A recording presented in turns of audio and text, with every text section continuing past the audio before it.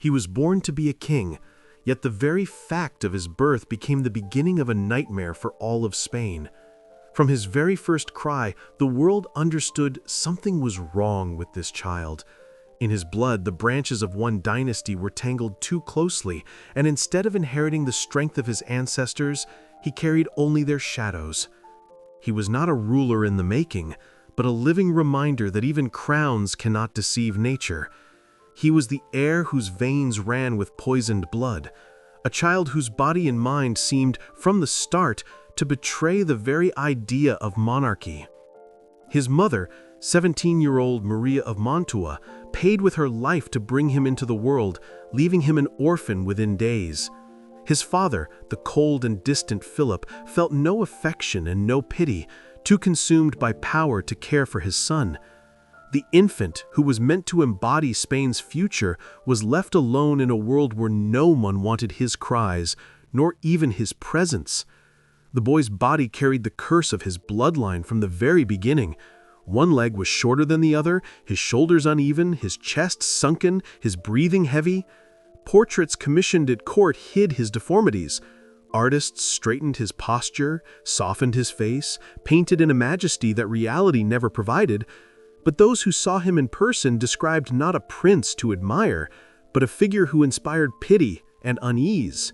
A pale face, an unsteady walk, a sharp, broken voice that sounded more like a scream than speech. He grew up without a mother, without the warmth of a father, under the cold supervision of relatives. Each year, his inner world grew darker. Sudden bursts of rage, an extreme sensitivity to small slights, violent tempers, all took root in his childhood. In Spain's grand halls, he was shown off as the heir, a symbol of stability and hope. Yet behind closed doors, people saw something else. A child with none of the strength or will of kings, only the weakness of his body and the forewarning of madness. Every step he took seemed proof that fate was preparing a tragedy. Spain had hoped for greatness, but received instead a living embodiment of fear. A prince who from birth was alien both to himself and to his country. As he grew older, his eyes carried an expression that unsettled even those sworn to obey him. From an early age, Don Carlos seemed to harbor a barely hidden malice, a blind and inexplicable hatred for the world, for animals, for people, for the very fact of his own existence. His childhood quickly became a chain of episodes that courtiers whispered about, but never spoke aloud. He could torture a defenseless animal, watching it twist in pain, his face lit with a strange, unsettling joy. He forced craftsmen to humiliate themselves, once commanding a shoemaker to slash and eat his own work simply because the shoes did not please him. The child who was supposed to be learning to rule an empire was instead inventing new ways to cause suffering. Books did not interest him. Teachers irritated him. His body demanded rest. His mind sought only destruction.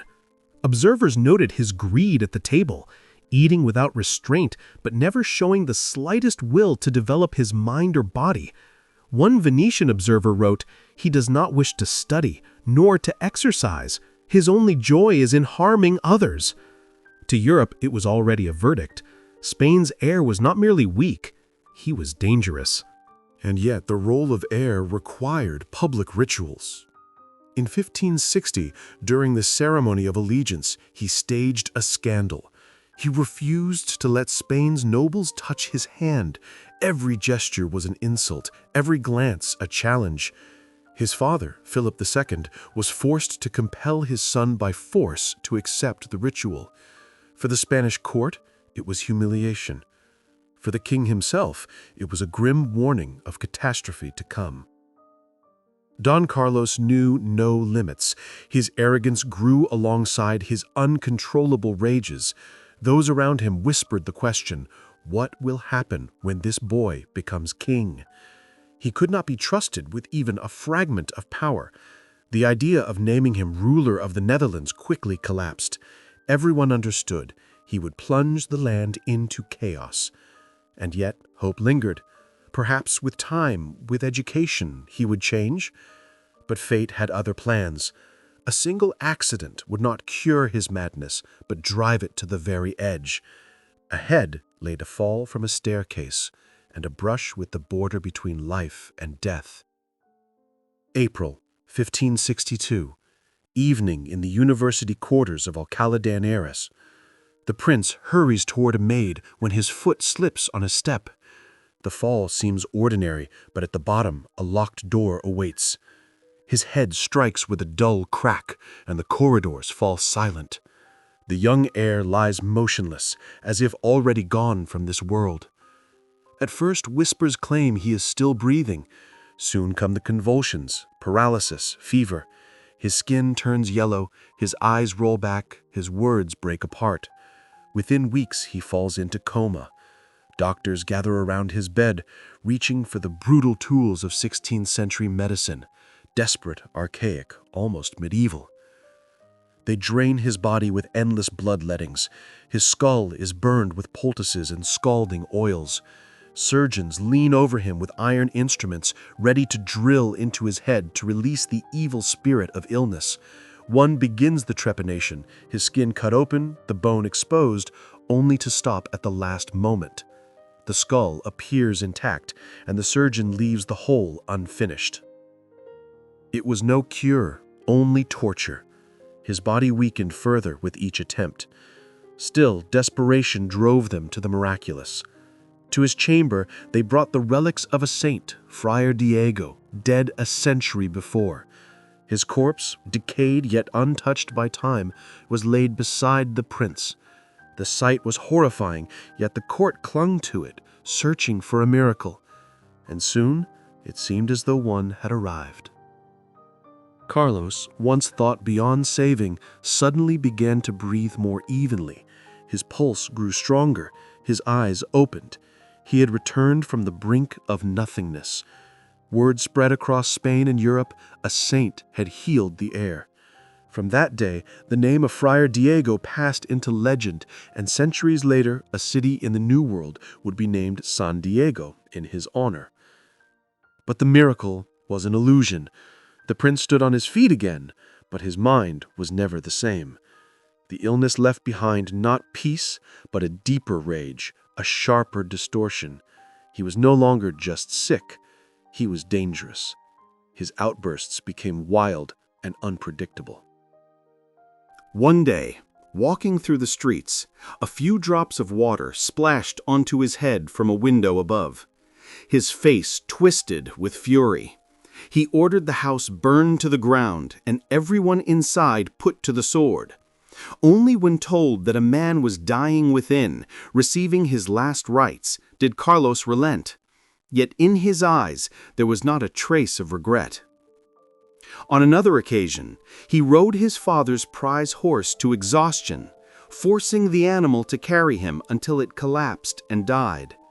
He harassed women, seized them in the streets, and whispered indecent words to his own stepmother, Elizabeth of Valois, who had once been promised as his bride. His behavior was no longer just shameful, it was a danger to the crown itself. Spain lived in fear. No one knew when or upon whom his wrath would fall. And as he grew older, one truth became undeniable. He no longer wished to be Philip's son. He longed to be his enemy. By the mid-1560s, his fury could not be contained within palace walls. Don Carlos no longer wanted to be a prisoner of Spain, trapped in the role of heir. He was consumed by longing for power he did not yet have, and by hatred for the father who refused to give it. He dreamed of campaigns, of leading armies, of freeing lands crushed beneath Madrid's rule. Above all, he dreamed of the North, the Netherlands, seething with unrest, ready to ignite in open revolt. In his fevered imagination, it was there he could transform from a humiliated son into a true monarch. But Philip II was too shrewd to entrust his rebellious son with command. He saw how every disappointment threw him into fits of rage. So when the Duke of Alba was appointed governor in Brussels in 1567, Carlos took it as a personal insult. He raged that he was more deserving, that it was his right to lead men into battle. Rumors spread that he even attacked the Duke with a knife. Alba, a hardened soldier, restrained him, but the story traveled quickly, deepening the court's fear. The prince spoke more and more of escape. He dreamed of fleeing to Italy, where he could gather allies, or to the German states, where his name might bring him protection. Whispers grew louder. The heir was plotting rebellion against his own father. His confessions turned dangerous. One day he even hinted to his confessor that he might raise a hand against the king himself. For Philip, this was the breaking point. Around Christmas 1567, news reached him that his son was preparing to flee. Not tomorrow, not soon, now. The threat of civil war, rebellion, even the collapse of the dynasty loomed before him. The king could wait no longer. And so he acted in a way that stunned all of Europe. On a January night in 1568, the king himself, dressed in heavy armor, as though approaching an enemy, entered his son's bedchamber. With 4 counselors and armed guards at his side, he woke Carlos from sleep. Papers and weapons vanished from the room. Windows were sealed shut. The heir begged his father to kill him, but the punishment was harsher than death: imprisonment. For the first time, Spain saw its absolute monarch admit that his own blood was a danger to the throne. It was an unprecedented humiliation for the dynasty. The prince who should have commanded kingdoms was now a prisoner, locked away with guards and his madness for company. Within the stone walls of the Alcazar, he was stripped of every comfort. His windows were boarded, his chamber emptied of anything that might be used as a weapon. He was left with little more than religious texts and a small hole in the wall through which he could hear Mass. His days were measured by the footsteps of guards and the rare visits of doctors. Rumors consumed Spain. Some said this was only a temporary punishment, a lesson for a reckless youth. Others whispered of dark secrets hidden behind palace walls. But Philip knew this was no passing quarrel. His son would never be free again. He was too dangerous. Meanwhile, Carlos spiraled deeper into madness. At times he starved himself with hunger strikes. At others he gorged on food like a man possessed. He piled snow onto his bed, as if trying to suffocate himself in cold. Once he swallowed his own diamond ring, hoping the stone would kill him from within. His mind searched for any path to self-destruction. The guards watched him night and day. They saw him speak to empty walls, laugh alone, weep, then explode in fury. To the court, he was no longer a man, but a living symbol of disgrace, an heir turned into a shadow, into a source of fear and shame. By July 1568, his body finally gave out. Illness, self-destruction, and exhaustion broke him completely. His father came to say farewell, blessed him, and left him to his last hours. Soon it was over. The young man destined for the throne lived only 23 years. His name became a legend of how blood itself can destroy a dynasty. The court entered mourning, but within the mourning was relief. Europe whispered. Some spoke of disease, others claimed the king himself ordered his death. Some accused poison, others a secret execution. But no story could erase the truth.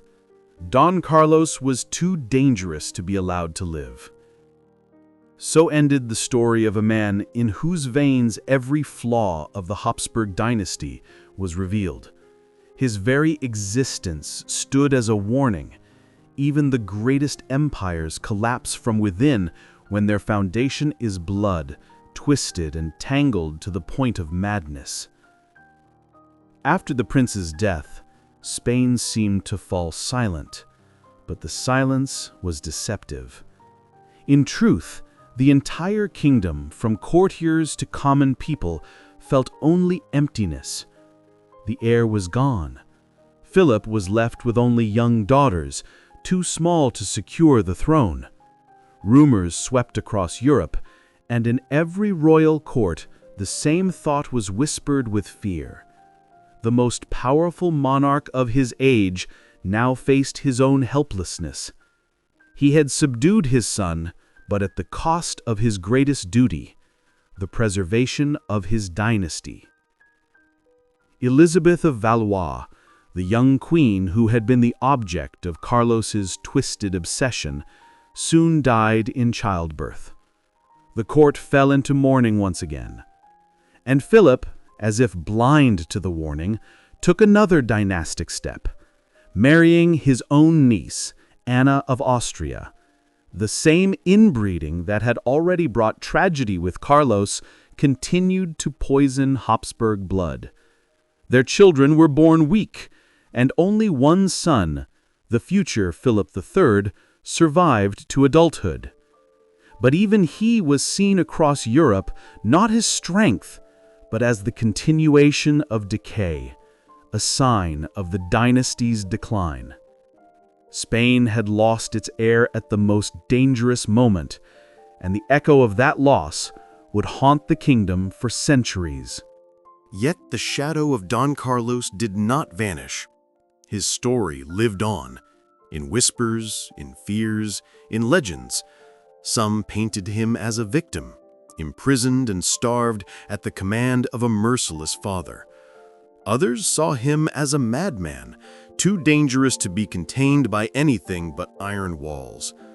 Still others imagined him as a rebel, a fallen champion for freedom against tyranny.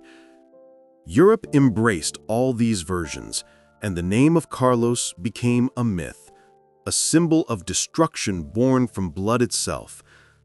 With time, he passed from chronicles to the stage, and later into music.